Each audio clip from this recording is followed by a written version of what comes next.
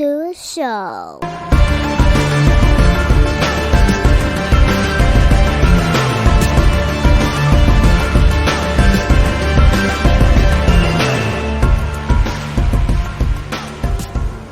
What's up, everybody? Welcome back to another episode of Off the Mats Podcast.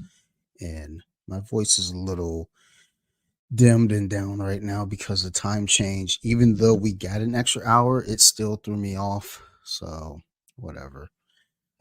It's fine. It's fine, guys. It's fine. So, on this episode, I'm going to be welcoming back a friend to the podcast, Brazilian Jiu-Jitsu black belt, and now YouTube BJJ news anchor. I'm gonna call you a news anchor. Mr. Chad the Dad Myers. How's it going, Chad? Welcome back, man. How you feeling? Good. I'm feeling good. Yeah, and an anchor. That's an interesting word for it, but yeah, maybe. Yeah, I'm not even sure. I don't know what news anchors. I guess those are just the folks in front giving us the Yeah. news. So sure. So yeah, I decided that there is a vacuum in the market for like a centralization for BJJ news and someone just to talk to people about BJJ concepts, BJJ philosophy. Like you can go anywhere and get 1,000 BJJ techniques. I can watch 20 different people demonstrate the same exact like straight ankle lock defense. But I don't think that is actually when you get to the higher level, one of the biggest things about technique is obviously very important, but I think jujitsu philosophy is actually like strategy. You know what I mean? Like how you strategize your game is actually what the best people in the sport are doing, how to strategize. And so I decided to try to fill that market, fill that empty space in the jujitsu community. And it seems to be going pretty well already, but I call it Chad the Dad BJJ. And there's plenty of YouTube names called Chad the Dad. But if you do Chad the Dad BJJ, then I'll pop up. But I'm trying to take over the name Chad the Dad. So I had still off the mats. When I started the podcast, I want to say there were 3 yoga podcasts called Off the Mats, and there was a wrestling or possibly jujitsu show called Off the Mats. I was like, man, like I don't have any other names to go with, dude. Actually, we got the name because I put it up on Instagram and people voted on it. Oh, And the okay. second place name, I really wasn't feeling. So I was like, I don't want to drop to the second place name. So, hey, man, look, sometimes you got to go in there and just snatch up, the name by really making an impact. I've looked at a couple episodes, and the one thing that I took from it is, yeah, it wasn't like your typical, you go on and it's just someone explaining techniques or explaining, you know, what to do, or how to, make this adjustment. It was really kind of a viewpoint of, just in general when it comes to, how do I explain this? Running, for instance. It's easy to say run straight. Run straight. Yes, you do run straight. You want to win the race by running straight, but you also have to have a form with that run. And that Yeah. form is a little different for everyone. So I feel like what I get from you when I'm listening, and also not just, in the sense of jujitsu and its principle, but also just kind of opinions about what's going on in the community, because I Mm, think that's a big one. The most recent episode that I've seen, I haven't listened to it yet, but talking about steroids in the sport. yeah. And then that was big. I was like, okay, I gotta bookmark this because I want to come back to it. But I think these are things that people don't, we just see quick little clips on Instagram. Right. Somebody might have an opinion about it, or you might get an article from BJJ Eastern European, or Right. Eastern Europe, not European, Eastern Europe. And, it's like having this format and or having these, opinions and thoughts put out there kind of in a video format, much like the news, I think is perfect because there's not anything out there that I saw that's doing what you're doing right now. Yeah. Um, I would completely agree with that, where exactly how you put it. There's definitely a vacuum in the BJJ community. And so more than anything, I want a channel that captures the Brazilian Jiu-Jitsu community. And I'm pretty much like a nobody compared, like I'm not Craig Jones, I'm not Gordon Ryan. So they get to make a podcast about just them. You know what I mean? And people, they're so popular that they just talk about them and stories about them, and people are wanting to listen because people seem to really enjoy famous people doing normal things, right? And we're in this weird place in the jujitsu world where they're celebrity-esque, but you can still go up and talk to them. You know what I mean? Like you can go and Yeah. train, like you have access to them. Like I don't have access to like Tom Cruise. I just can't like walk up to Tom Cruise and be like, "Yo, you want to do an interview?" You know what I mean? It wouldn't happen. But with Yeah. these BJJ guys, you can just go up and be like, "Hey, can I get an interview with you?" And they're still at the level where it's like, they're flattered. Like, yeah, I would love. Yeah, you want to do an interview with me? Sure, that's great. But they're they're not unaccessible at the same time. So I saw that opportunity and I started doing that. That's one thing I used to explain to my friends when I started, and it became apparent to me. It was like, oh my God, like the stars in the sport, they're accessible. Like Yeah, I could train, and like Gordon Ryan wasn't Gordon Ryan that we know at the time. right. I think at that time, we're talking about Andre Gaval, um, uh, Gabby Garcia was, kind of now climbing at that point, things like that. So it's like, oh, these are people, that I know, teammates who've gone and trained with them, and it wasn't a big deal in the sense of like, oh my God, I'm a celebrity. It was like, oh, they're accessible. They're like they're these, black belts that are big name that they have an academy, and oh my God, they're teaching right now. Like holy shit. So Right. yeah, I definitely see that. Especially for you, and just kind of with your personality and being outgoing in that fashion, it's like, oh, you can definitely pull this and really make it something special. And also, again, you know, when you're covering information, it's people you're keeping us engaged. It's not just like you're sitting there reading from a piece of paper. Just le- okay, so this week on the mats, da da da da da da da da, Yeah. blase. It's like there's actually like personality behind what you're talking about because you're actually talking about it from your experience, from your opinion and your thoughts on Uh, it. So it's there. yeah. It's been pretty cool. And I've been, I work really closely with X Marshall, and X Marshall has been growing in the sport pretty rapidly. And they're actually considering having me do like more X Marshall stuff. So they actually like want me to do their show. So we'll see. I want to.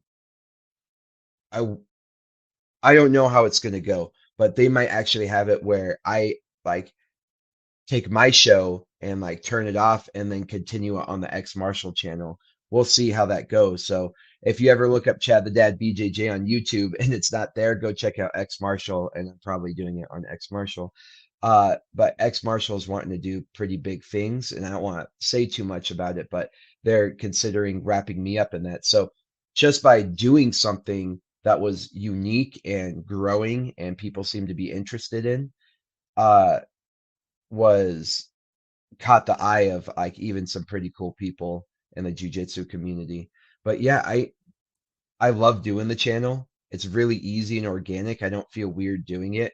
When I tried to do other content in the past, like I would do skits and stuff, sometimes it would be feel kind of like forced, but I was like, you just got to keep doing it. This is like really organic. It feels natural. I like talking about like jujitsu, meta jujitsu. I like talking about strategy, philosophy, theory, and even more than I like talking about technique. And Like when there's generals in war, they weren't sitting around talking about how you swing, like your sword or throw a spear. Like that was left down to like the tactics. You know what I mean? Generals were saying like we absolutely cannot like let this left flank, fall and so on and so forth. And I think strategy, I I'm very big on strategy, but I think strategy wins war, but I also think information and logistics wins wars. So like when you look at like Russia right now, Russia completely lost the logistics game. And regardless of having more soldiers, maybe higher technology, this, that, the other thing, they're losing. They should have just like taken over Ukraine in a day, but uh, it was logistics and information strategy, and I'm a huge, huge proponent of that. And so when you look at chess and you look at anything that is like based in strategy or space based in like logistics, like you're gonna have to evaluate extremely deeply. And so I really like talking about that. I really like evaluating it and digging deep into it. And what's really cool about having an audience what's really cool about having an audience, everybody who's going to watch my channel is probably going to be involved in BJJ some way, shape, or form. I don't think I'm going to have any fans besides all the ladies who think I'm just good looking and want to just look at me. But so I'm probably going to have zero fans that don't do jujitsu. And so when I'm talking to these people about strategy and stuff, they get to like reflect internally and internalize that as well. So it's a very unique thing. Like when you have like football, or I know plenty of people are huge football fans that never played football, or maybe played like a couple times in like middle school or something, but they're just fans of sports watching it.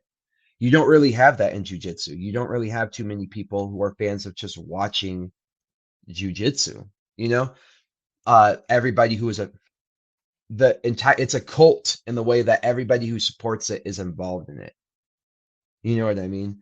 So anyway, it's really cool because it's a fun niche and no one is expressing things to them in the way that uh they internalize it. So I know that was like a long-winded thing, but it feels very satisfying. You know what I mean? I guess would be the word. Sure. Uh to be able to do something I absolutely love, and then I know that my audience can relate because they're the ones who are trying to execute that or they're trying to experience it. And I feel like not like a therapist, but what's the word? Like a counselor? Yeah, maybe because it's like Yeah. it's not I'm not telling you how to do your schoolwork. I'm not helping you with your math. I'm helping you with your overall like well-being towards, like education. And with this, it's like I want to help people with their overall experience in the culture of jujitsu or experience in their martial arts journey rather than just being like, oh, your armbar is not working because you're like grabbing here and putting pressure there instead of here. You know what I mean? And so yeah, Yeah. I I like it. I like it a lot. And the original vision of the channel has changed a little bit, but I think I found a really good uh like valley or channel. There we go. I found a really good alley that to express that. So people seem to like it. Seems to be new. And what I'm not nervous about, but I bet a lot of people are going to jump on this train. So I just want to be the first person. Well, absolutely. And like my coach always says, be first. You know, Right? it's like you're standing there looking like, what do I do? What do I do? Get your grips. Like, no. Like now you know to get your grips. Now be the first one to get your grips. And that's the same thing here. Be first. Um, yeah, look at it like you said, it's like you're like a jiu-jitsu guidance counselor of sorts. Uh in and I think that's we go to our as we're training, we might go to our coaches, we might go to teammates. Sometimes you might be in a spot where You might be absolutely new and you have that anxiety about even doing that in your own gym. You know, you just, some people just go there and train. I definitely was that guy, just go there and train. But then you get this option here now to, you know, as you're kind of floating around through YouTube or, you know, any of these avenues, and then you know, catch wind of someone kind of explaining principles and Mm, ideals, you know, to what we're doing here. And, you know, like you're saying, like with football or you know, many sports, baseball, basketball, football, whatever it may be, pro wrestling, even, you know, people watch those as spectator sports or activities and may have never participated in it. You know, I'd like to think that some point down the line, jujitsu may hit that. I don't know. And yeah, we it's kind dream. of it's a tough sell. I think sometimes my daughter was just watching wrestling with me, and she was like, "Oh, what's this?" She thought it was jujitsu. She got excited and was like, "Well, what are they doing?" I was like, It's grappling, baby." Like, "Oh, okay." And she put her headphones back on. I was like, "Yeah, I'm out of here." So, you know, we got a ways to go, but you know, captivating our community with you know, your wisdom and your voice, I think you know, is a good first step. And you know, with there not being anyone in this pocket so far, it's always interesting to be the first, because then it's like others see, okay, well, they're doing it this way. Hmm. Like, how do I build off of that? Or in some cases, how do I mimic that? You Right. know, how do I do exactly what they're doing? It's like, which I think sometimes could get dangerous, because it's like, well, why copy them? Like, they're already doing it like this way, and they've got an audience, and I'll copy them. But you know, you do have a unique opportunity to kind of like be a trendsetter of sorts with this media. So that's good. Um, Yeah, I'm excited about it for sure. I I think if other people do it, like I want, it's like a weird selfish like crossroads, right? Because I want people to do it because I want the sport to grow.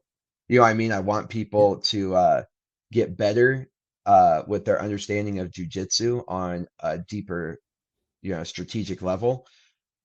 However, like at the same time, I was like, what if somebody famous starts doing this and just totally freaking throws me out of like the game? But I think I've been looking at a lot of things lately, like language learning, you know, shows and like on YouTube, or there's even been like red pilling shows that have been getting really popular, but people doing the same exact thing, but both growing like together. And even though they well, kind of like have a little bit of a competitive, you know, in nature, but they're actually really supporting each other because the more each one of them grows, the suggested channel goes to the other person who's doing it. You know what I mean? So yeah, the algorithm might actually be helping. So I'm kind of like conflicted because that's like, but you're right, maybe just be the first because if their show starts to grow, I might be the show that are, you know, what's it called where it's like they suggest it, like a suggested video because I was yeah. doing it first, you know. So we'll see. Well, I think about a couple years back when we started a second podcast, my buddy and I, and you know, he's listened to the show. He's like, dude, I think I want to start a podcast too. And I was like, and I tell everyone, dude, do it. Absolutely do it. Like, just, and at least give it a try. 3 episodes, give it a Right. try. So, and my co host actually got a little upset about it, because it was like, well, no, I don't like, no, because if he does a podcast, he's going to take our idea. I was like, well, dude, we are already 25 episodes deep. Yeah. So that's not even an issue. Number one. And number two, like, also with, you know, like when you look at like Joe Rogan, Tom Segura, you know, all of them that are buddies, they do, you know, well, Joe Rogan does like his podcast and he has his friends on there silly, but he also has like professors on, he has fighters Mm, on and stuff like that. Tom Segura, on the other hand, just, you know, they get silly on their show. yeah. Brennan Schaub and Brian Callen, you know, they have guests on their show. And the thing is, it's like they're all friends, they all support each other, and they're all growing, Right. you know, with each other. And that's why, I try to tell my co-host is like, somebody else says something similar to us. That's actually probably something that's going to help us, to be quite Yeah. honest.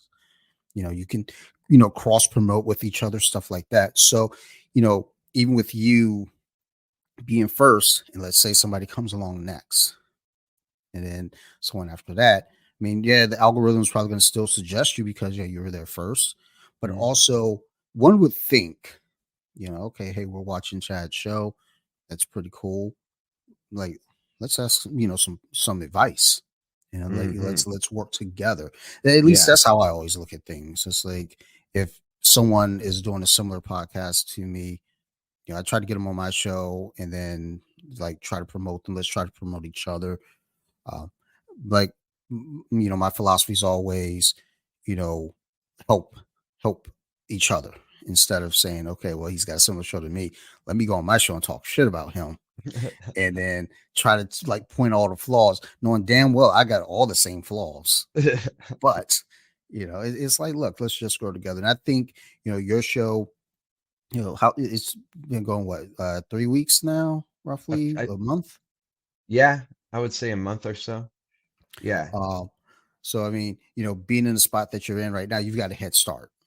Yeah. You got a hell of a head start, and and not even just the ideal of a head start, but I mean, right now you're the only one. So you know, I look forward to just seeing the channel grow, and if it goes with X Marshall to something, on a broader like promotional scale, Mhm.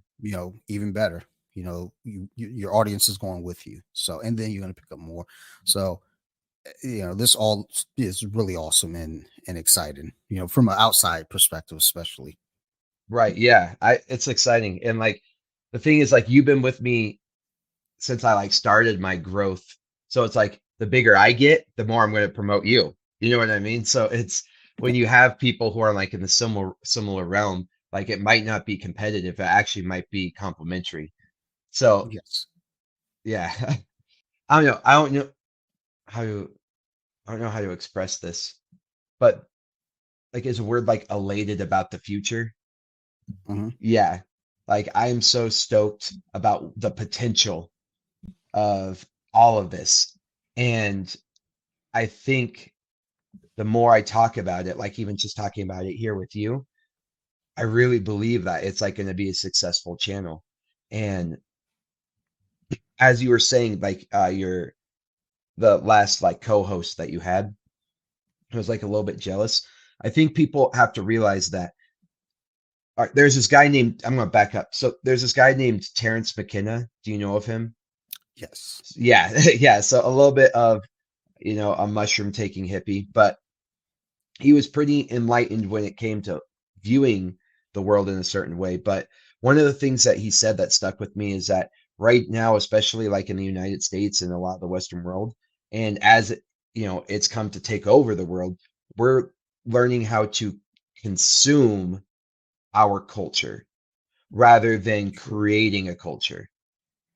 And we just hear what's on TV, and like that becomes our culture. And we hear what's on the news, our political channels, and that's kind of what I believe he was referring to is like we're learning what to do. Like we're learning what is pop culture. We're learning what is this, and we kind of like take on who we want to most be like rather than creating our own. And what I like about the internet and jujitsu and the baby they've made of this BJJ culture online Mhm. is like I think we have really created a unique culture. You know what I mean? But it's still in combination with people consuming that culture. So as we create it, other people are consuming it.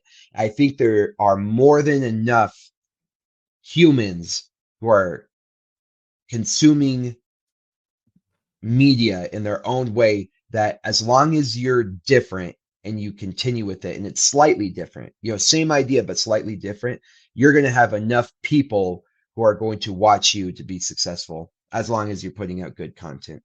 And so even if you have your buddy right here, like like you were saying, like Theo Vaughn, You know what I mean?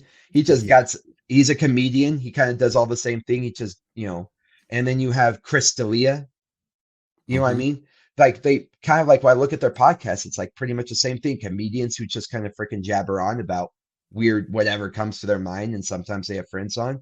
So it's like they had the same exact idea, but it was them that was enough of a difference that they are both highly successful podcasters and YouTubers now, and they probably make more money off of creating media and creating culture than they do actually doing stand up, which is like their job. You know what I mean? Obviously there's more like satisfaction in doing stand up probably. But that's the same thing. So like if you have like a YouTube idea or you're stealing someone's YouTube idea, you should like just you being different enough, you being authentic. There's probably enough of a crowd out there who finds that refreshing that you both can be successful and you both can go help each other. Because jujitsu is in that cool place where we're not only creating culture, but we're consuming culture. And I think we could really what's the word, thrive. Yeah, I think we could really thrive in that space right now, and we're in a unique place in time where you can make money doing almost anything. When I was a kid, it was like become a doctor, a lawyer, a teacher, you know what I mean, like very specific. When you went to school, it's like one of these seven avenues. Now you can make Hmm. money doing anything. Interior decorator, there's people who get paid just to go decorate. You know what I mean? I mean, OnlyFans, like an average person can just sitting in their room make money doing OnlyFans, but you live in a realm where we consume so much that as long as you're doing something decent, like you could provide for yourself. And I think we need to take advantage of that. So, like you're doing, this podcast that I think like is extremely successful and I love it and it's unique and stuff. But I'm sure there's other people with very exact similar podcasting who are also being successful, but they like you and your voice. They like the type of people that you have on. They like the open format of the conversation and the dialogue rather than like what's it called, like strict like questions and uh Yeah. a roadmap. So who knows? You know what I mean? Who knows where it goes? But I think that people should like your opinion of it, your outlook on it, where it's like, no, dude, like you should definitely do a podcast, do 3 episodes, even if it's the exact same premise as our thing. Like, Yeah. do it. It's important, and I think we're at a time in history where I think there should be as many people putting out good things as possible because Hmm. the less centralized it is, the better, in my opinion. Because we already learned lessons in history about centralized news or centralized information. So sorry, that was long winded, but it just got me No, pumped to think about it. no, man. Like, look, like I always say, this is your show. You want to give a 40-minute answer? Give a 40-minute answer. I actually think the listeners like that more. Like I said that to someone once, and they gave. I said, dude, if it takes you 30 minutes to answer the question, take all 30 minutes. He took 45 minutes. That episode did extremely well. I was like, dude, I need to start telling guests to talk more than me. I need to shut the fuck up sometimes. It's less Uh, work for you, and you get better, like better yeah. results. It's like all I got to do is say, hey, so go, click, hit record.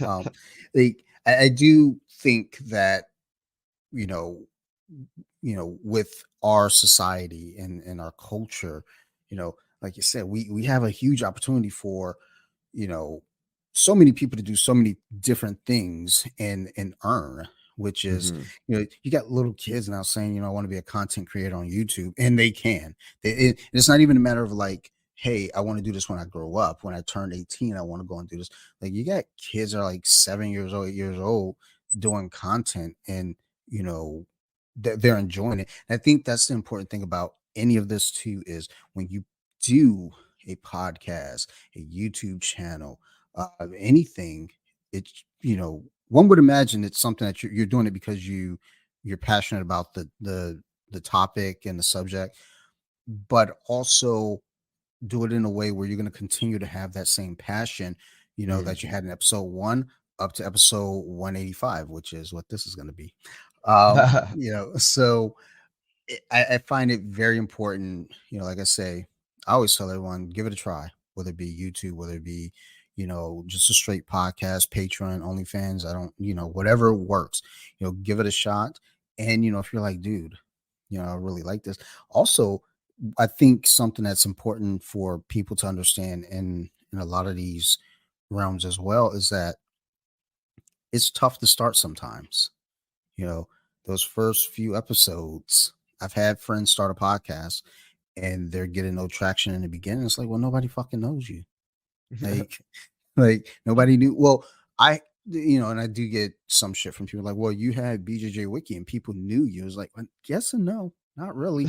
I mean, they knew the memes that I reposted from other people. Actually, no, I would say out of all the posts that I have, I probably have 15 original posts that I've done in total, and I've got like 7,000 posts that I've done. Jeez. I repost from other people, but I give the Yeah. credit. I make sure to say, hey, this is from this person, so that people know, and they can go back to your accounts, and I'll follow you. So, but people are like, well, you had BJJ Wiki, and that's how you got to follow. And I was like, actually, no. I mean, that's yes, I had BJJ Wiki, but that's not what really sold it. I think what really helped was the support of a few close people in the community. Because I went back and I was looking at uh the Instagram stories in the archive, and I was like, holy shit, when this started, there were people promoting this more than I was promoting it. And that was that it brought a tear to my eye for a second. I was like, holy shit, like people care about what I'm doing. So now I need to care about what I'm doing even more. And I tell people, start up anything, podcast, YouTube Yes. channel, do it.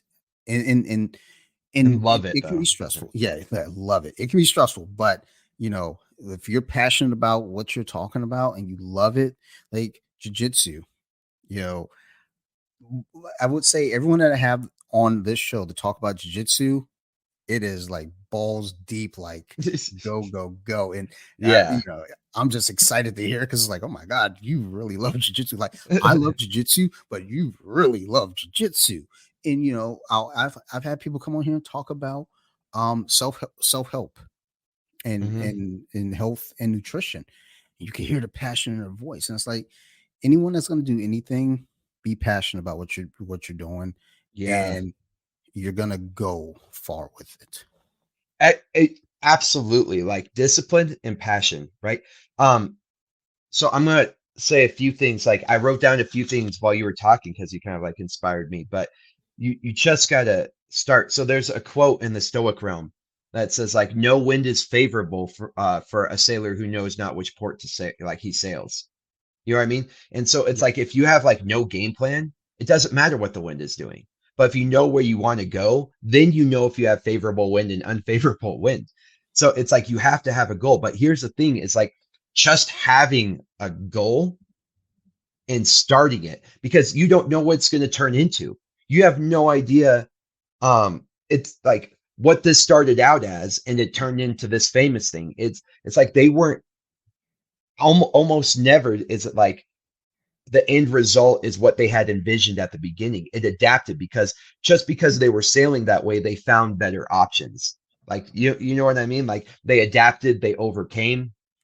But if Yeah. they never started, then they could never find what works and doesn't work. So like there's that thing of the path of least resistance. It's kind of a similar thing where it's like as you go and you do something, you're going to find out, oh, I really like that. Oh, that's like easy to sustain. Or someone's going to be like, of the audience is about, I liked it when you did this. I didn't like it when you did that. So they start doing that one thing. So it's like you start casting nets all over the place. And it's like, oh, I'm catching way more fish over there than over there. Then you kind of move your fucking sailboat over there, or your fishing boat over there. It's like, Yeah. and like, oh, I started doing this. And then as you're fishing more, you're finding out what's working, what's not working to get more fish. And if you never started casting nets in the first place, you never would have been successful and like, found your rhythm. And so I had this quote, this was hilarious. When you get those cringy, like, uh, what's it called? Memories on Facebook where you like Oh wrote yeah. something. So I used to like try to do like inspirational things for my friends, and God, some of it's cringy, but one came up yesterday that I really liked. But it's like as you start to branch out to find out who you are, it can be really discouraging because down most of the branches you go, you're going to see fruit. You're going to see somebody who's already like eating the fruits of their labor, you know? Yeah. And that could be discouraging because like, oh man, they've already done it. I'm so far behind. And instead, what that should be is a motivator to see what's possible. Like, oh man, they got that fruit. You know what I mean? Like that means I could do that. And a lot of people always see themselves as behind, but they had to get started. They had to plant the seed. They had to grow. They had to do the hard work. Like, yeah, it's like, yeah, you had BJJ Wiki, right? But you also had to build BJJ Wiki. Yeah. You know what I mean? Like you never know what's going to transform into the other thing. Like I had an intro course, and I'm sure 1,000 people have gone up to X Marshall and been like, "Hey, I want a sponsorship," and they're like, "Yeah, sure, we'll sponsor you, but like, what are you going to do? What are you doing that makes you stick out?" And like for me, I was like, "Yo, I want to like work with X Marshall. Look, I've built an entire intro course and I'm wearing X Marshall in it. Would you be interested?" So now I've like brought them something, and that's led to opportunities because like I initiated something, and that's changed and modified and adapted and evolved, right? As time has gone into what I have now, which I never would have guessed what I have now. You know, and what I think people underestimate because people are filled, and this conversation's happened a million times all over the world, but instant gratification, right? But what Uh-huh. people do not understand the value and the power of long-term, slow-moving consistency. Like just moving and having either the discipline or the passion. I think motivation is awesome, but motivation pales in comparison to discipline and Yeah. consistency. So, like, I started out as a shitty white belt. As a matter of fact, when I started wrestling, I lost every single match.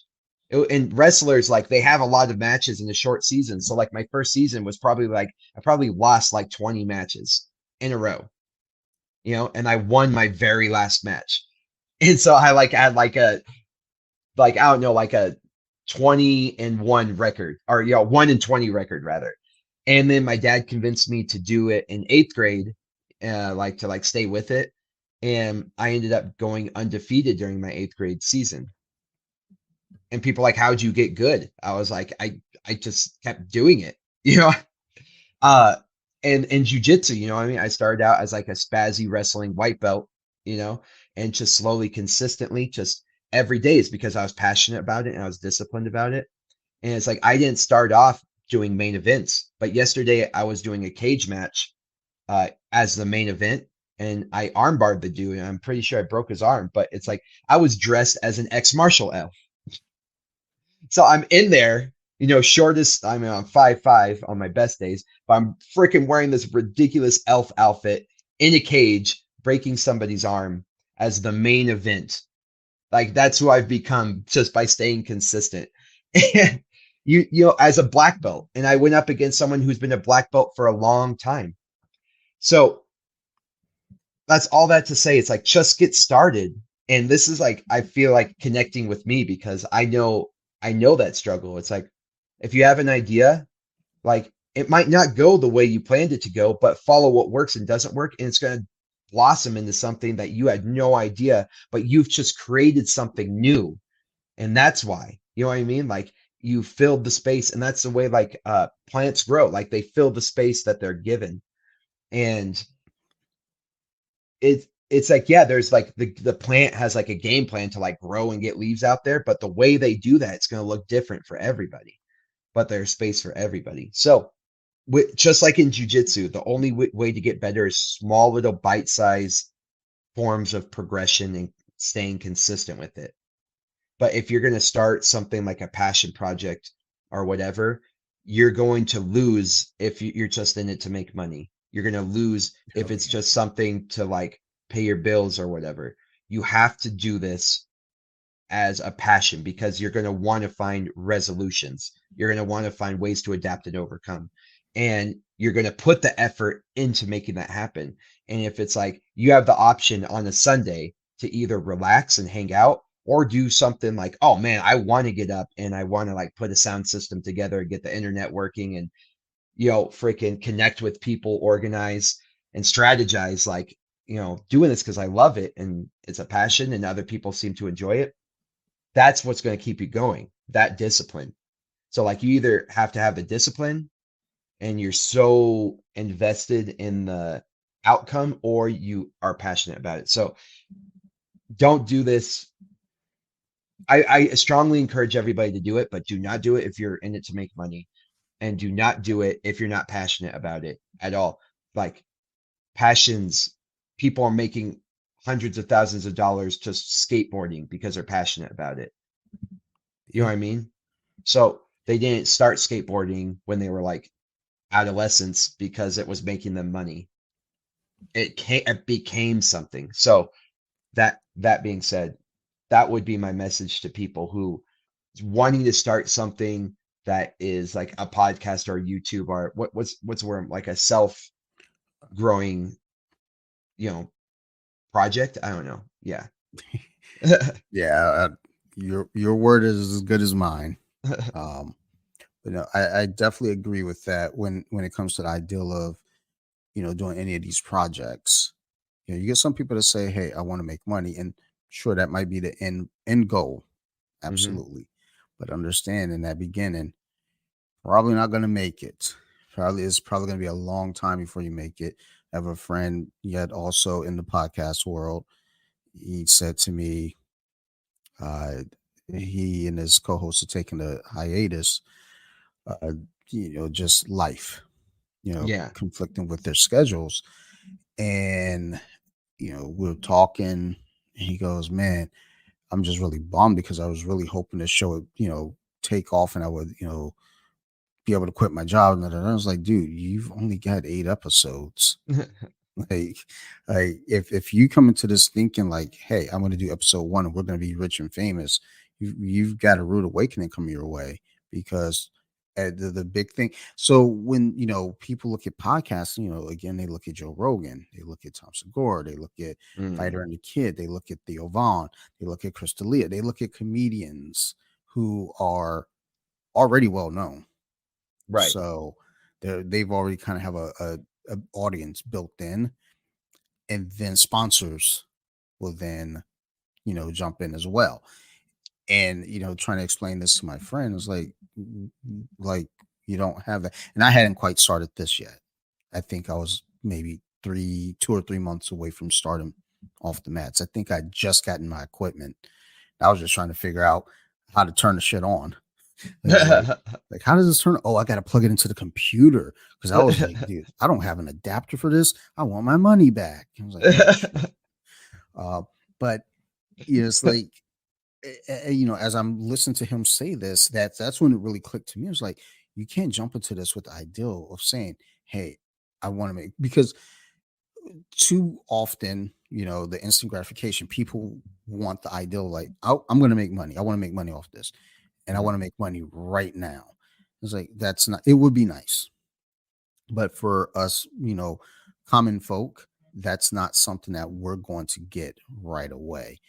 It's just Yeah. you got to build your audience. You have to build a reason for anyone that's going to sponsor you. It's like, well, what are you offering to them? And when it comes to the podcast world, especially, they want to see, hey, well, what's your audience like? How many followers do you have? How many listeners do you have? How many downloads do you get per week or per episode? Right.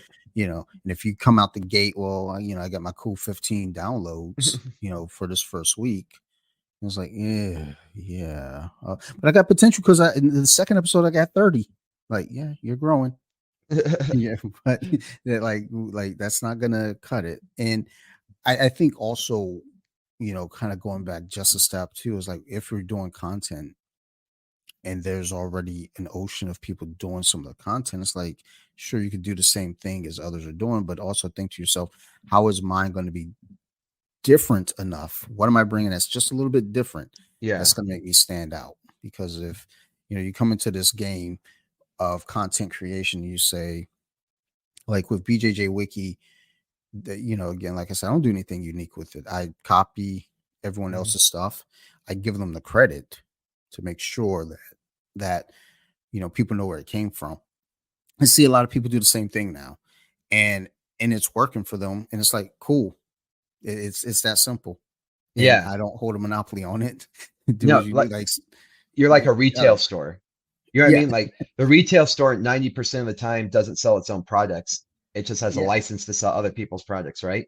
And people still hmm know it, like REI.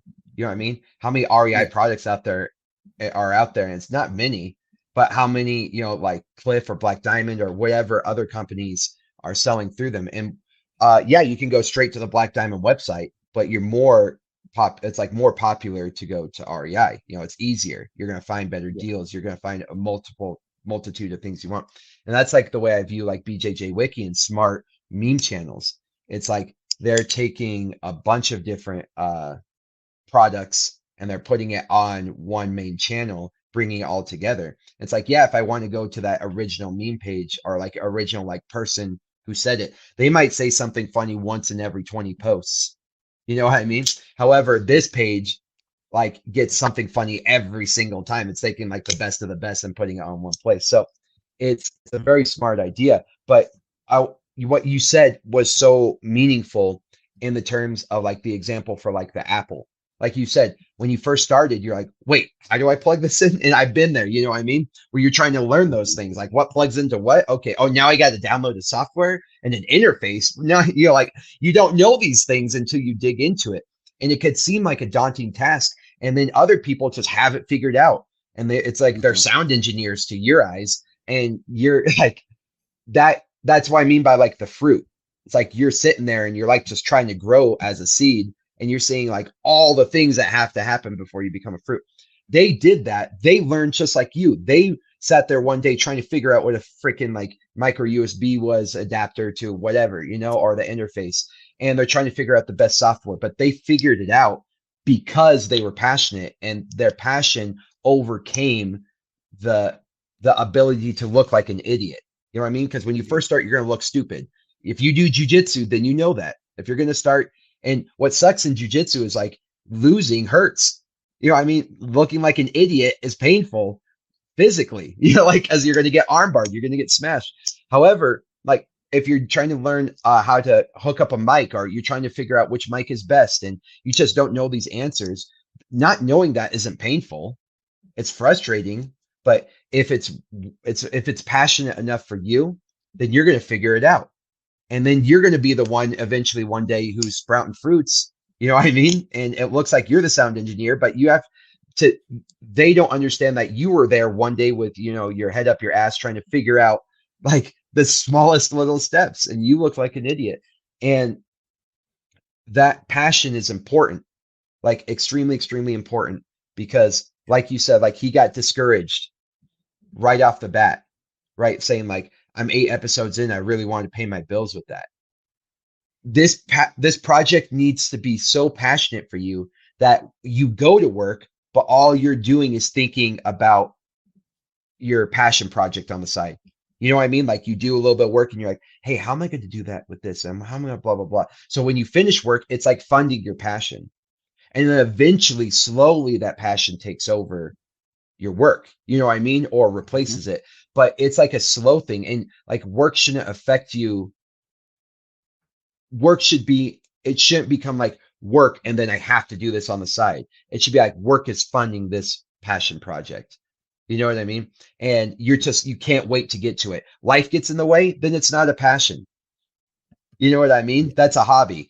Like this gotta be when for all the people who do jujitsu out there, when life happens, you know what I mean? You still do jujitsu. You go to work, you do jujitsu. One day you become a black belt and open up your own school. You weren't planning on that when you became a white belt. You weren't expecting it. You know what I mean? Like when you were a white belt, like one day I'm going to open up a school and pay my own bills, and I need that to happen like now. No, dude, you got to wait until you've earned that, and that's going to take time. The thing is, most people don't go in there wanting to do that. They just go in there because they're passionate about it. Like I said, they go to work, yep, bam. And then it's like, oh man, work's getting kind of crazy. Life is getting crazy. I'm going to go to the morning class. Oh, I'm traveling. I'm going to see if there's a gym where I'm traveling to.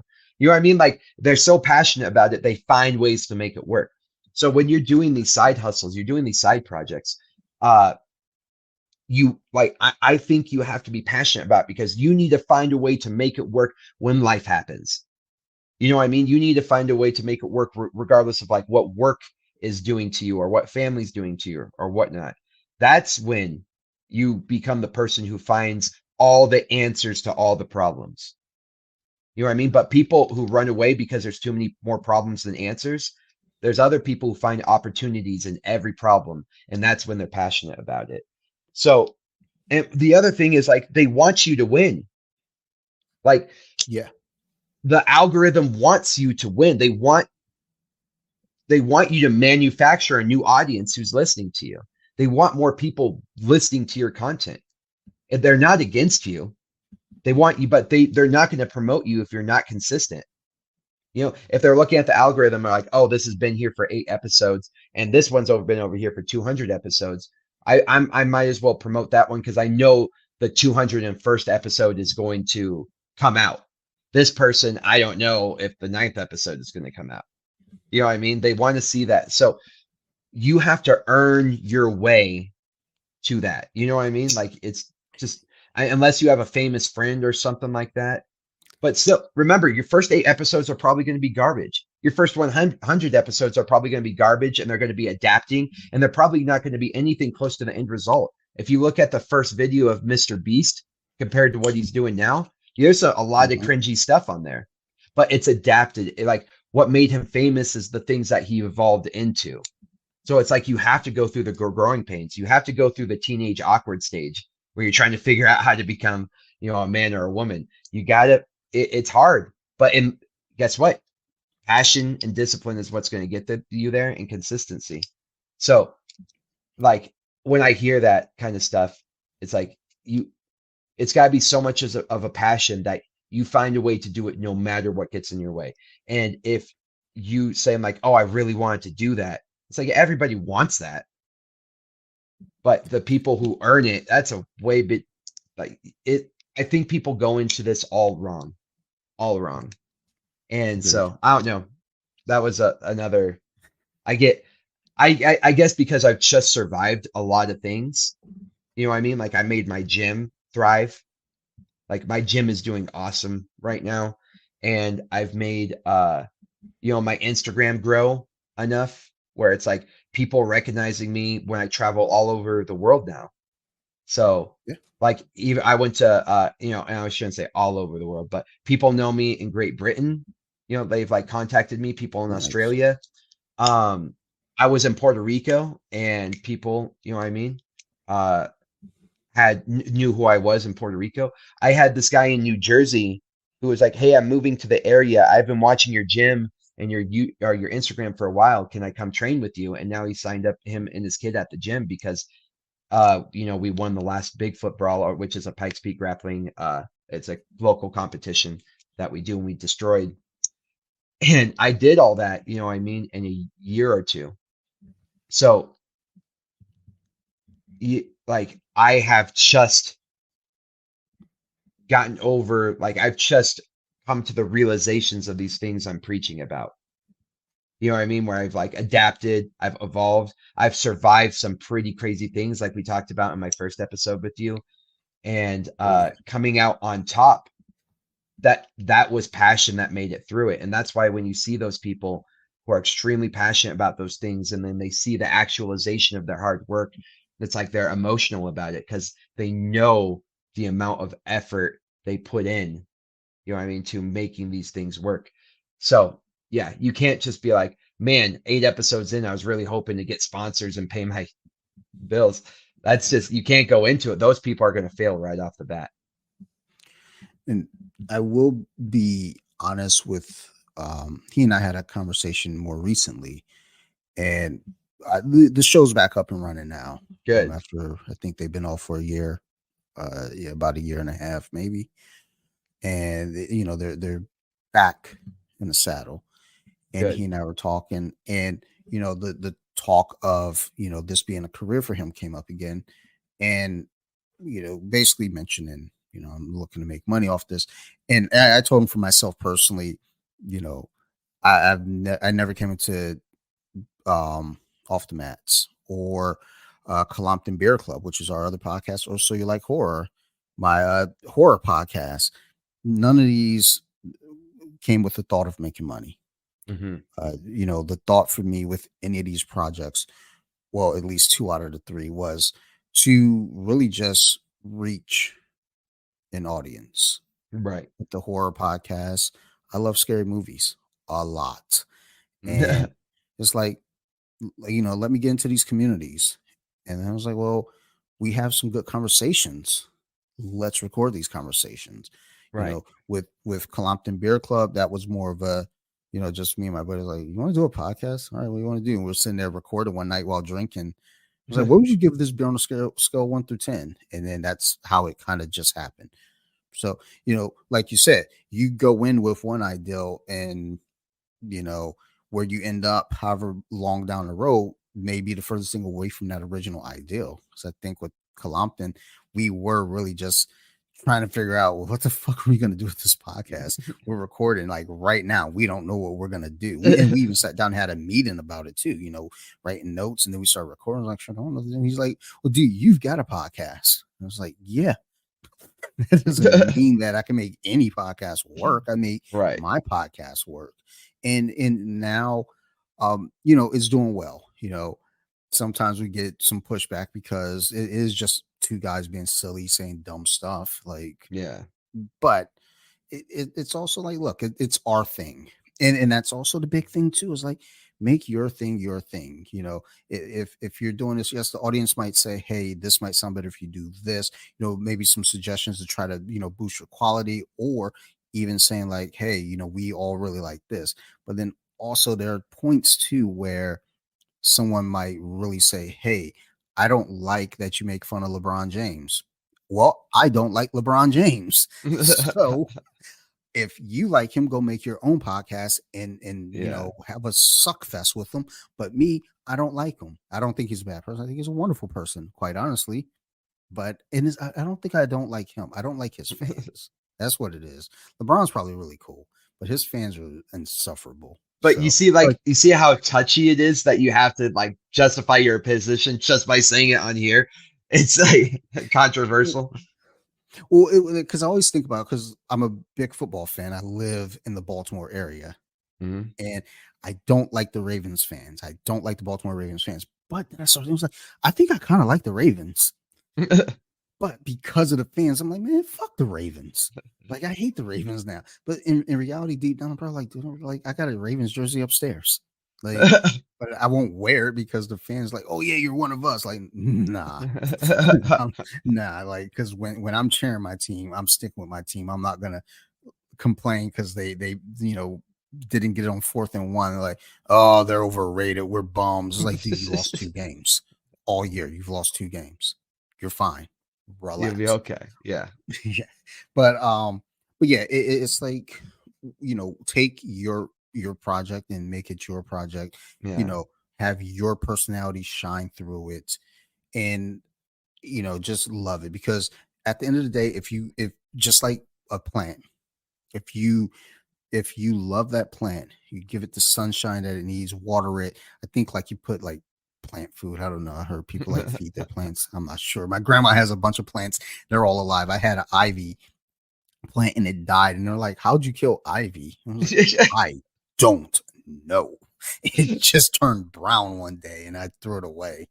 And I killed one of my grandma's plants and she brought it back to Oh. life. I was like, Oh, nice. this thing was dead. And like when they came back from Florida, like I called her, like, hey, so before you get home, just understand this. I don't know what I'm doing. You asked me to do this every year, and you lose a plant every year. And I came back over like a week and a half later, and the fucking plant was green and thriving. I was like, what the fuck? So yes, like treat your projects like a plant, Mhm. or hell, like your child. Nurture it, Yeah. raise it, you know, care about it. And, it can become anything. Like I Yeah. said, Lompton was, who knows what the fuck that was going to be, but it turned into something where we record weekly. We have a lot of fun with it. We talk about sports. We talk about beer. We talk about current events, and those are all things that just happen on accident because organically, basically, we're sitting here just talking. Anything can be a passion project, but if you Hmm. go into it saying, "I'm going to make money off of this," you know there's a weird line because I don't want to tell people don't ever have a dream of making money. Right. But when you go into that project, don't think that you're going to make money day one because No. it's highly likely you won't make money day 367. you Yeah. know, It, you got to be, you got to let it grow organically, mhm. right? Like if you're forcing it, it's not going to happen. Like it's got to grow organically and not organic. People talk about like getting members organically, whatever, or getting like followers organically or growing their podcast organically rather than paying. I mean, organically, as in like it naturally goes the way it's supposed to go, you know? Yes. Um, I, there was this, if I had any advice to give to people, right, it's like just get started, things like that. But one of the things about you, it's like be authentic and let it grow, let it happen organically. If you follow those two things, it will be okay. You know what I mean? Like like let's say you weren't authentic and then like it never worked out. When you look back on it, you're gonna be like, that was cringy. Mhm. But if you were just authentic, you know what I mean? Whether it works or doesn't work, when you look back on that, you're like, oh, well, like, yeah, that was me. Like it's like when you go to a competition and you wrestle all nervous, and then when you lose, you're like, oh God, why was I doing that? But like if you're just going out there and being authentic and giving it 100%, and then if you lose, you can look back and be like, oh, that was like cool. That move was cool. Oh, I almost had that. You know what I mean? And it's like more about learning. So it's like be authentic, let it grow organically, like you were saying. The other thing that you were kind of hinting at, but I saw this guy talking about making money with their passion projects, right? He says, uh, when you put timelines on making money, he he's noticed a direct correlation with the the sooner you expect to make money, the less money you usually make over time. Mhm. He's like, the more pushed off you consider about making money, then like the more you'll probably make in the long run. And with people who do things to never make money, you know what I mean?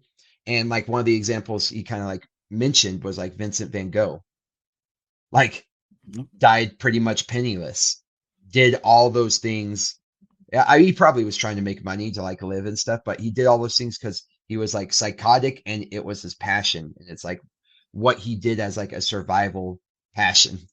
And now they're like he's considered one of the greatest painters of all time. And he's like his artwork has made so much freaking money over the years. You know what I mean? So Yeah. the the idea is he says when you do things to that like satisfy you, that comes out in your work. But if you're doing this just because you need it to make money, then you don't get the same sort of authenticity into it. And so I had written this thing a while back because I write this blog for my buddy, and so I kind of a motivational thing. And I call the duality between effort and work. Like what is effort and what is work? And Okay. it's very important because it's like when I do the gym, when I'm doing the gym, yeah, it's a lot of work, but I don't consider it that. It's like effort. Like I'm enjoying doing that and I'm putting a lot of effort into it. When I used to work cybersecurity, that was fucking work. I hated it. And I didn't put like my heart and soul into it to make it work. I just did what I needed to do to keep my job, keep my metrics good. And that's kind of shitty to say, but you don't realize that's what you're doing. That's the difference between like having passion in your work and not. And if you're doing like a podcast because you're like, oh, I need this to make money, you're not you don't have that same authenticity, that same like channeling of your authenticity into that. And so if you're doing that just because you have a message to get out or you just wanting to connect with the community, that you're going to feel that. Like Joe Rogan, like when he got started, he just loved talking to these people. He never planned on it becoming more famous than CNN and being more powerful. He's like one of the most powerful people in the freaking United States right now.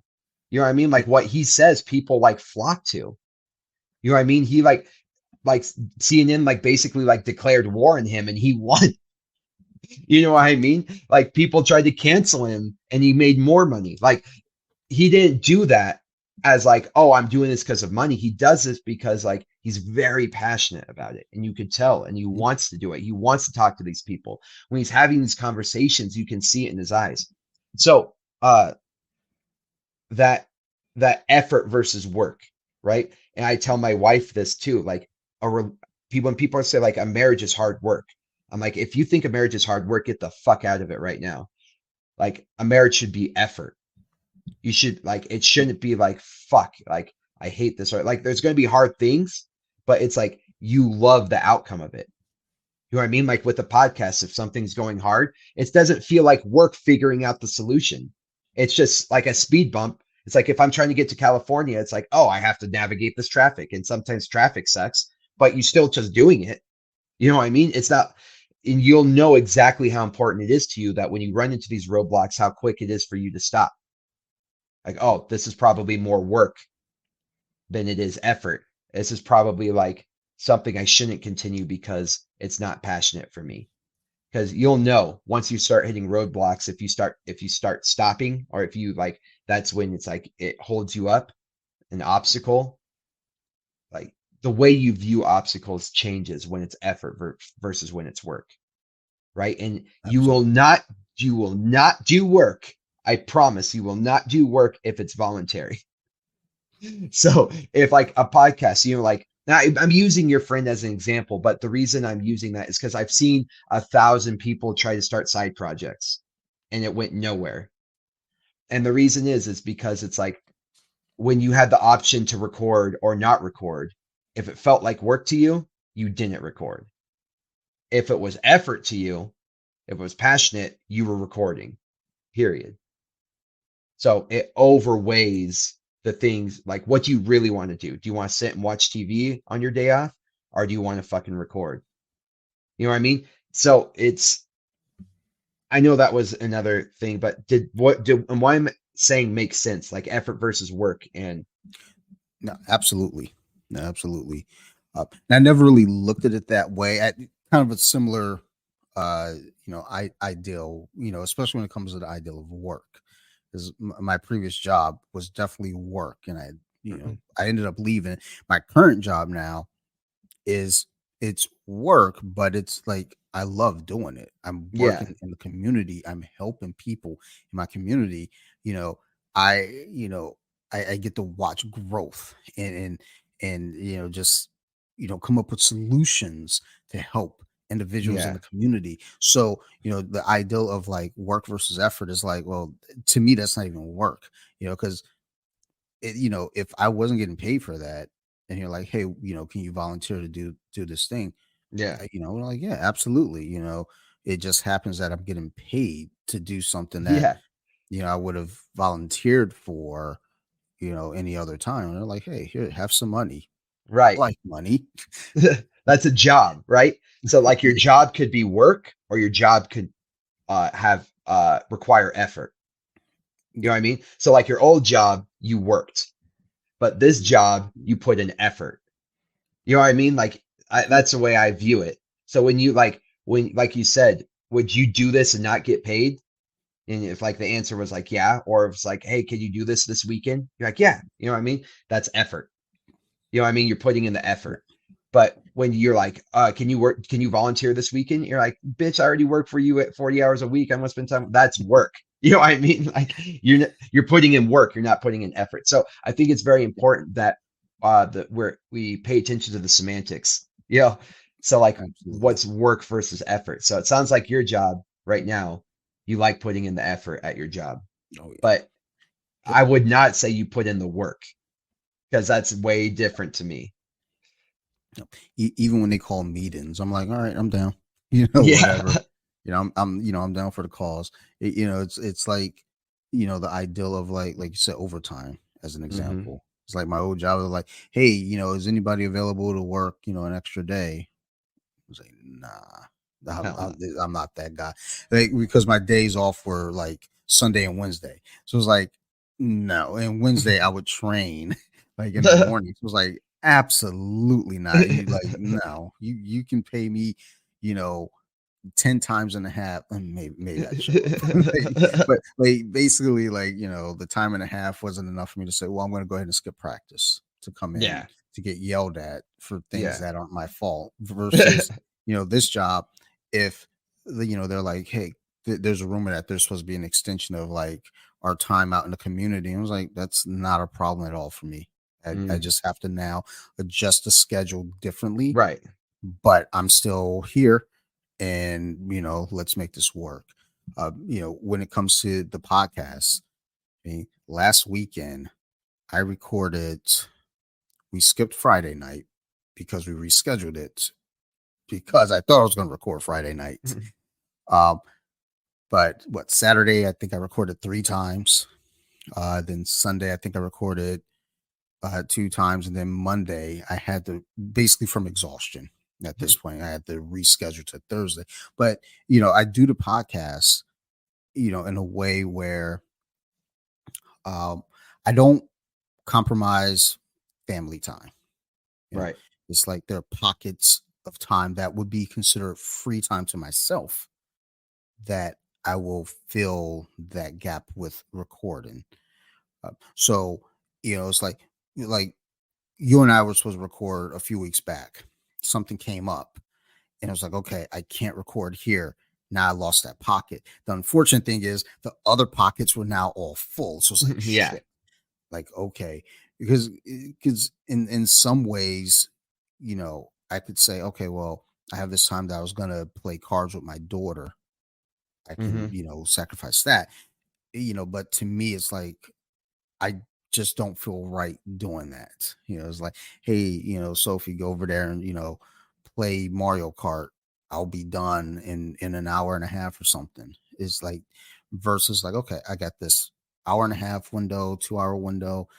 You know, Instead of me sitting on a couch and watching, the pre-games for the games today, it's Right. like, look, I want to record because I know I have this window. And then Right. I recorded with one of my teammates during the game. He likes football too, and it just happens as we're talking. I was like, well, shit, dude, like, what are we doing? Let's turn the mics off and go watch the game.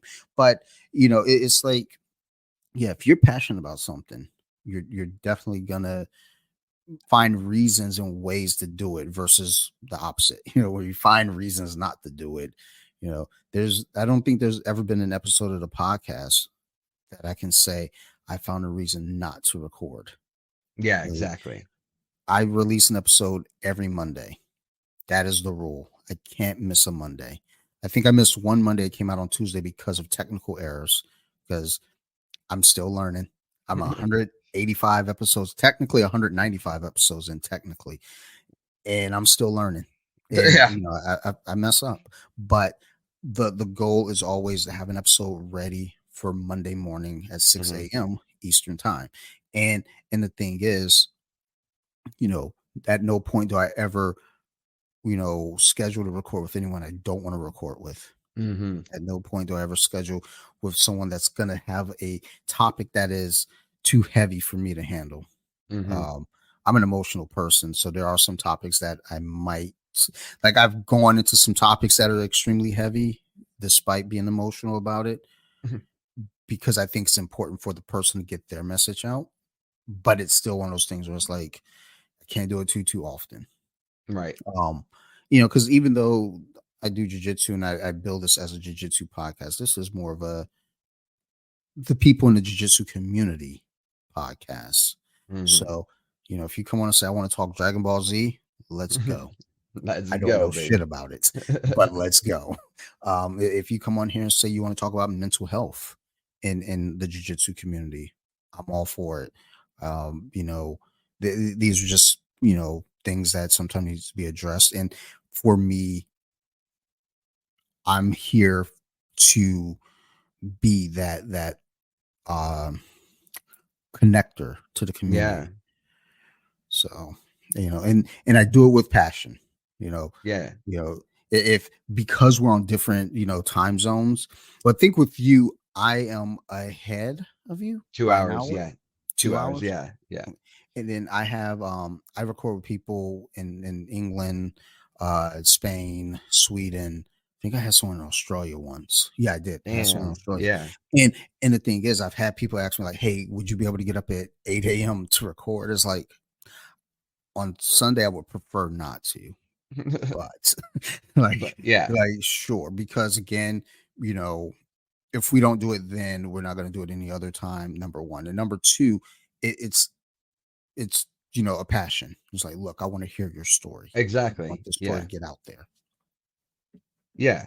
It's like for me, like getting waking up I hate waking up early, but like it's like, oh, my boy's got a competition, you know what I mean, like a few hours away, like one of my students or whatever. It's like you do it because you love it, you know what I mean? It's not, Yeah, yeah, waking up doesn't, it's not like it sucks, but it's not like even conscious that it sucks. It's just you do it, you know what I mean? Like you just execute. So yeah, I, but if you had me waking up, like when I was waking up early for the military, you know what I mean? I was like every day was like, God damn, why do I do this? So yeah, you find out really quick what's passion and what's work, like what's effort and what's work. And yeah, man, if you're starting your passion project and it sucks, you're already finding obstacles that you don't want to deal with, then you're like, it's not going to work out. Sorry. So um, I was going to real quick ask about watching watching the show on YouTube and just looking at the background and then thinking about editing. I wanted to ask you about that because yeah. I know for myself, I sometimes struggle with editing and just the ideal of potentially doing this video, with video. I Yeah. was wondering, like, for you with editing, like how, what's kind of a time window, if any. I mean, like for Colompton, we don't even edit; we just put it out.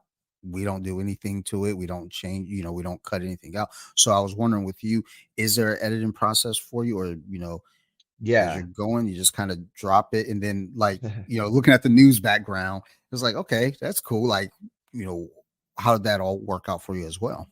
So like yeah, like you're talking about adapting and overcoming. I've been making videos and figuring out creative ways to edit ever since like you had those big recorders back in the 90s, you know what I mean? And we just like had fun with it. And it's, we've watched it grow with like a Mac with like a GarageBand and iMovie and you can do a lot of uh these I don't know, really creative things.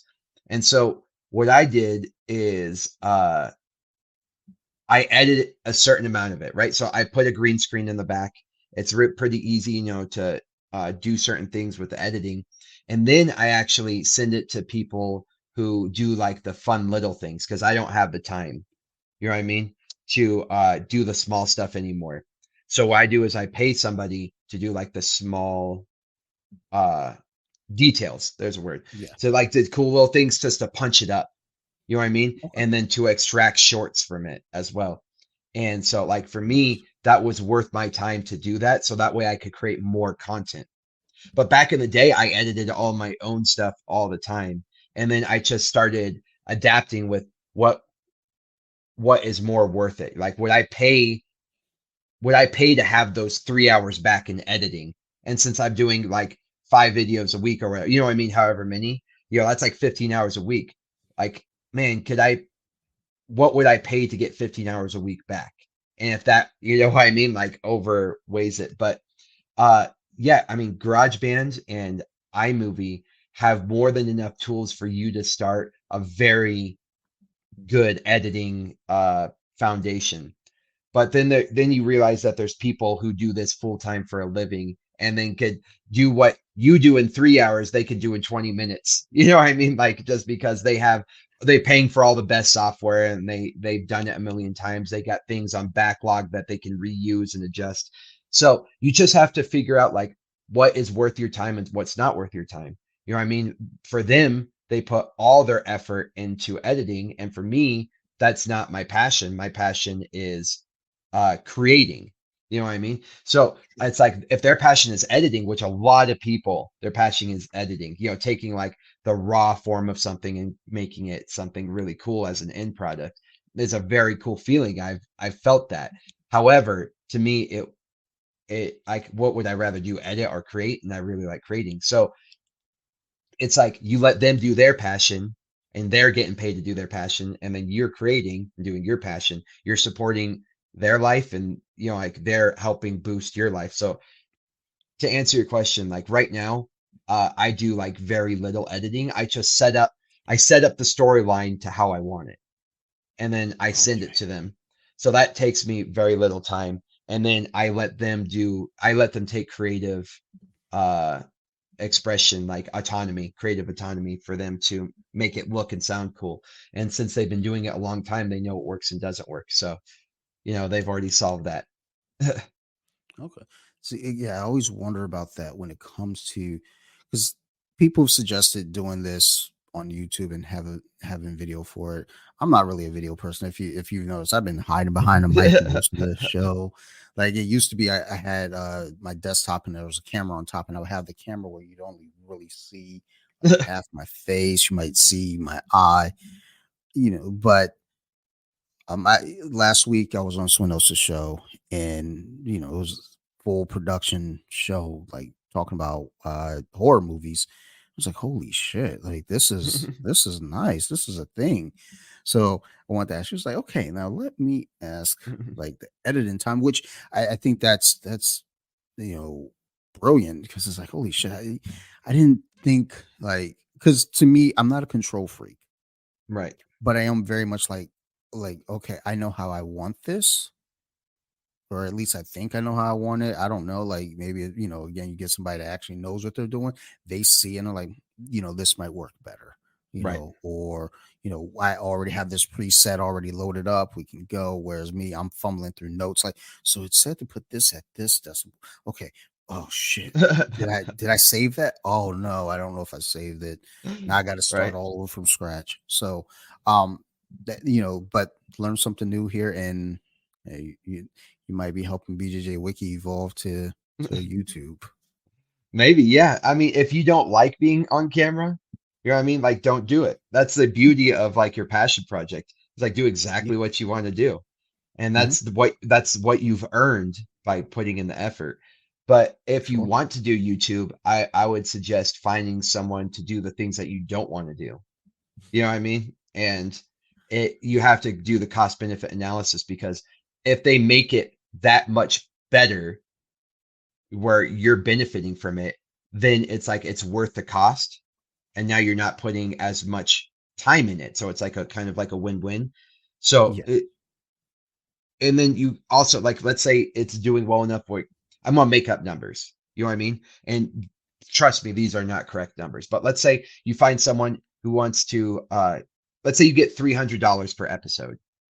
You know what I mean?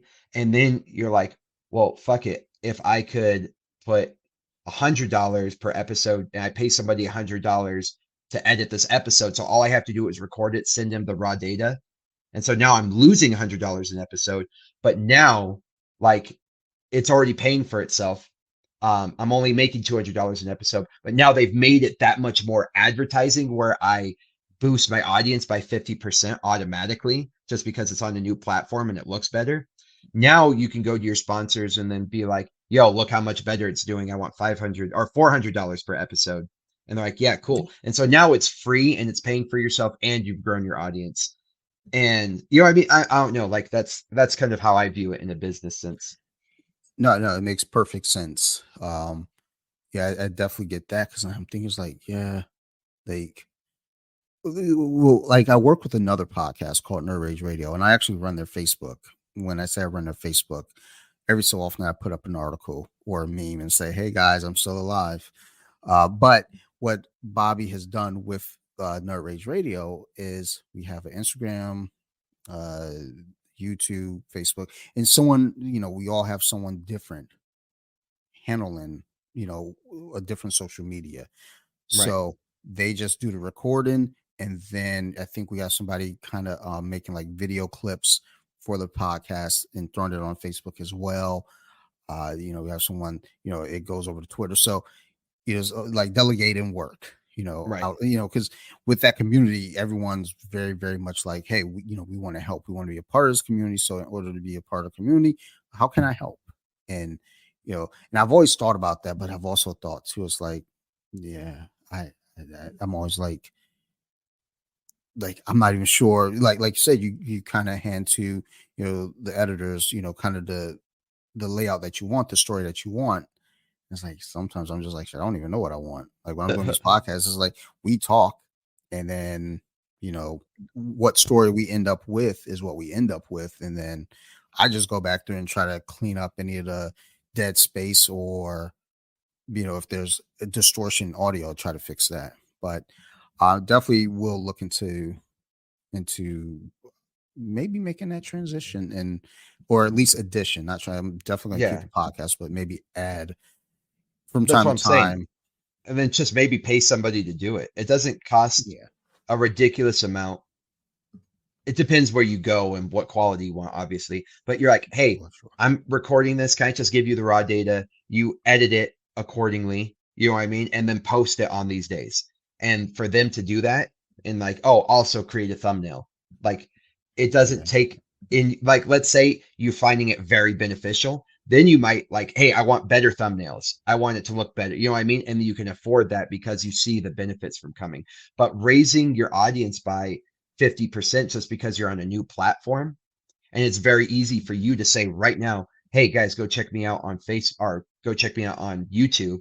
How many people will convert to YouTube? You know what I mean? And then you're already like big in the algorithm because you're like, whoa, this new person has a bunch of followers already. Like YouTube algorithm wants to benefit from that. So for me, it's all about buying back time, right? sure. So that's the biggest thing is I want as much time freedom as possible. And if I don't like editing, because I would rather spend time with my family than that, then it's worth the money. So for me, purchasing time is the way I view it. And so I like that. Like I like purchasing time. You know what I mean? It's not worth it to miss out on time for these things that other people can do, as long as it's being paid for. You know what I mean? Like in another Sure. sense.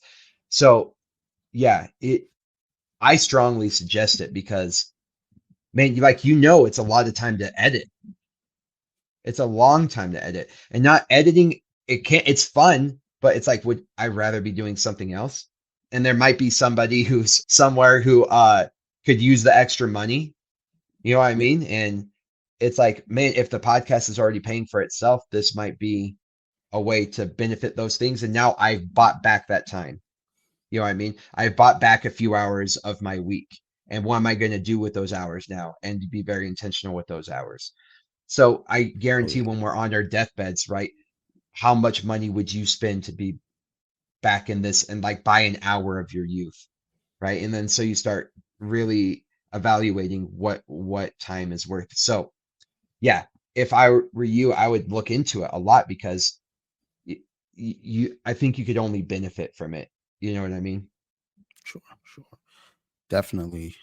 And definitely took a lot of pointers from this episode, just like in talking with you on that, and just got really encouraged because it's like, again, uh, you're having fun with it.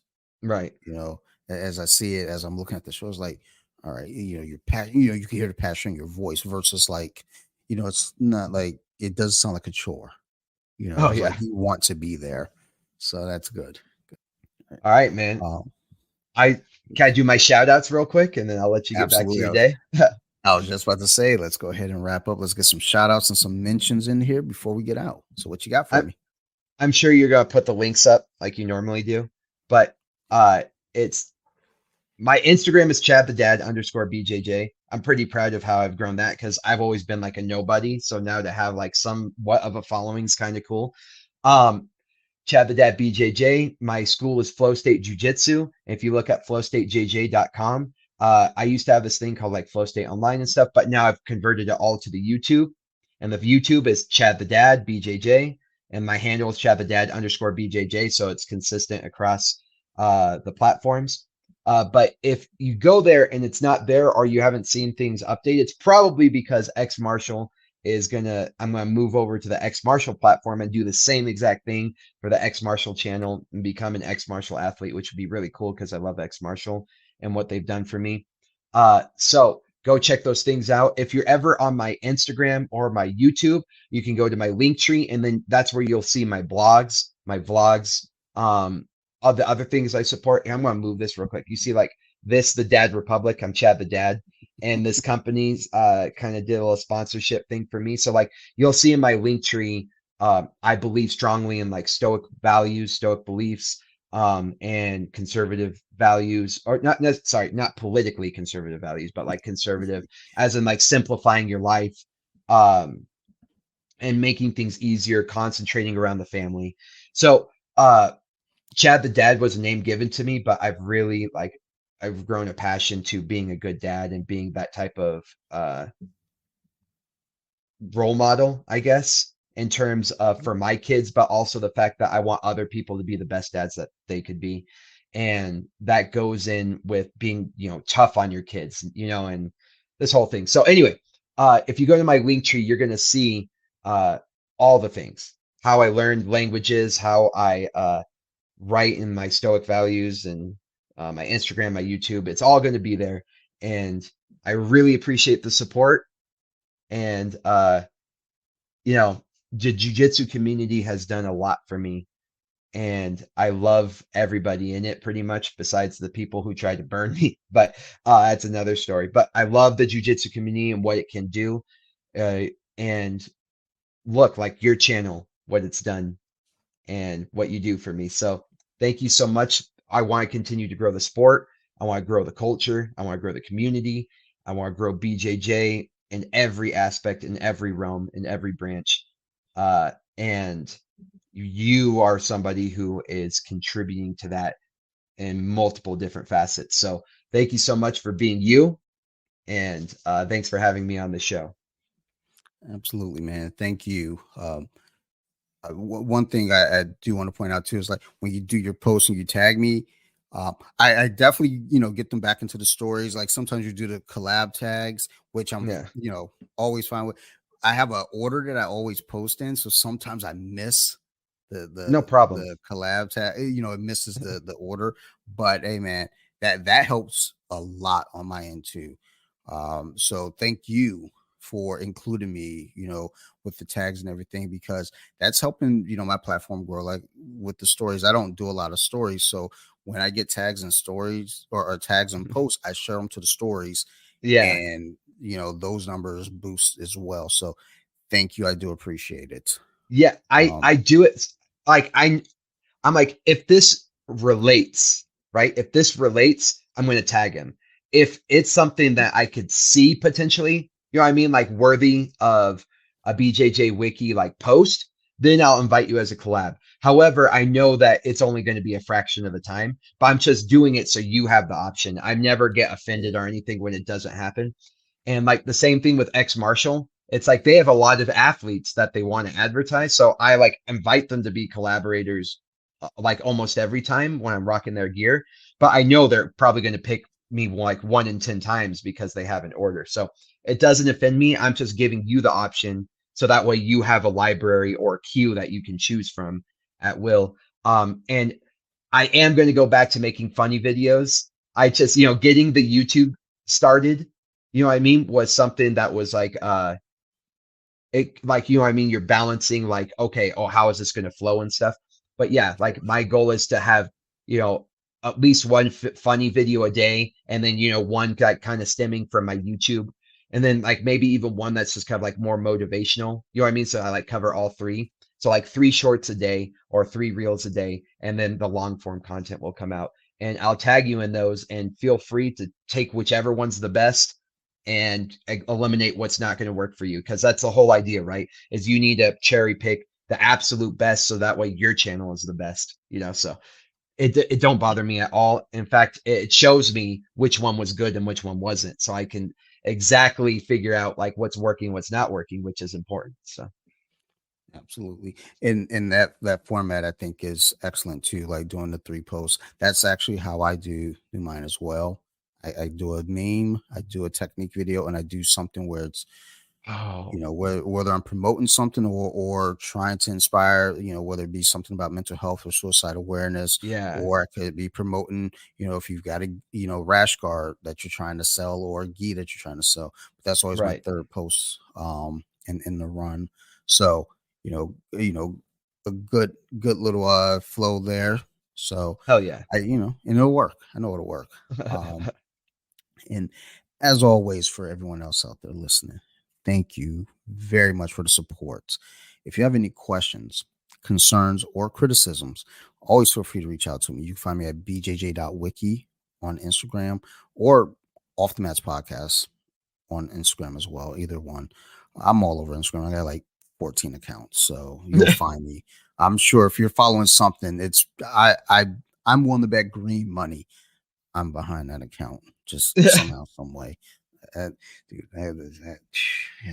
I got problems. Um, Want to give a big shout out to my friends over there at Nerd Rage Radio: Bobby, Chris, Joe, Marilyn, Phil, Ricky, Tiki, Raul, everyone over there. Thank you. If it wasn't for Nerd Rage Radio, I wouldn't be doing these podcasts more than likely.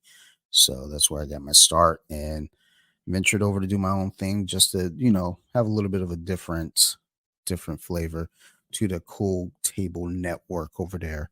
Also want to give a shout out to a new, not necessarily a sponsor, but I guess maybe a sponsor, Grapple Guard Soap.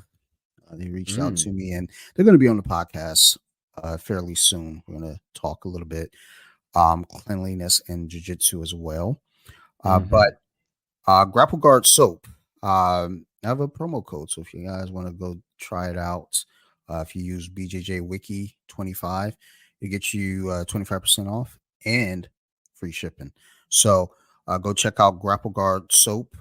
I think they're just Grapple Guard on Instagram, but if you go to grappleguardsoap.com, you can check it out. And also go check my links. I got them there too. And then last shout out is going to be to my other podcast. So you like horror? If you like scary movies, and we just got out of spooky season for the normies, but for someone like myself, it's spooky season. 365 kid. I watch a scary movie every single night. I watch them go to bed. Again, I got problems. I'm talking it out in therapy right now. I'm trying to work on me. But go check out that podcast. We just recently released for Halloween. We did a discussion about Rob Zombie's Halloween films, did two of Hmm. them, and really went into it because those movies get a lot of bad. People don't like them because it's not the original. But guess what? You can go back and watch the original. You can do that too. But that's the latest episode, and the next one upcoming is going to be, as we'll talk about horror through the decades. We finally made it down to the 2020s. We started at 1920. We've made it a full 100 years. So here we are at 2020. So we got that episode coming up on the 17th of November. Yeah, we're in November. 17th of November. So go check that out. You can also find us on Instagram. So you like horror. All the words separated by underscores. And then also big shout out again to my guest here, Mr. Chad the Dad Myers. Thank you for doing this. Thank you for always making the time and sharing your knowledge with us as well, man. Thank you. Absolutely. And as always, like I said, I love you guys. Thank you so much. You all keep listening. We're definitely going to keep making these shows. Thank you, everybody. And bye.